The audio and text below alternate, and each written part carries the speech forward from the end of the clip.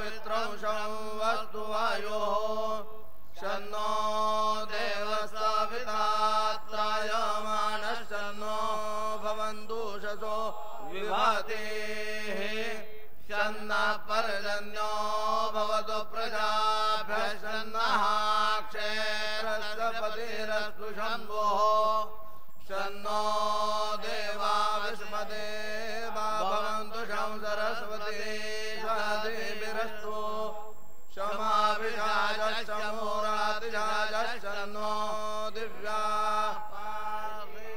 शन्नो अप्याः शन्नः सत्यस्य पतायो भवन्तु शन्नो अर्वन्दशमो सन्तु कामाः शन्नो ऋभव सुकृत स्वहस्ता शन्नो भवन्तु पितरो हवेषु शन्नो अजय कपादेवो अस्तु शन्नो हितबुद्ध्या शंसामुद्रयः शन्नो अपानपात् पेरुरस्तु शन्नः कृष्णर्भवतु देवगोपा आदित्या रुद्रावसावो जुषन्तेदं ब्रह्म क्रियमाणन्वीयः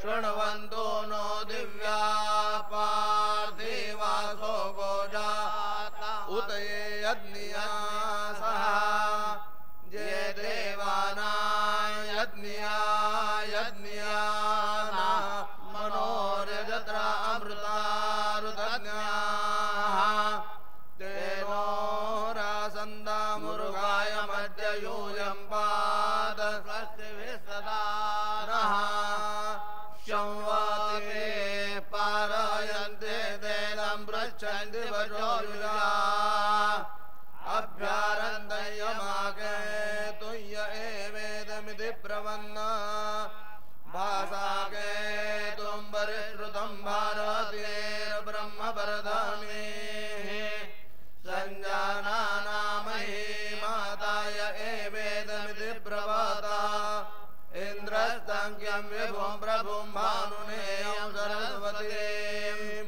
येन सूर्यमरोचयद्येने मे रोदसी उभे जुषस्वाग्ने अङ्गिरः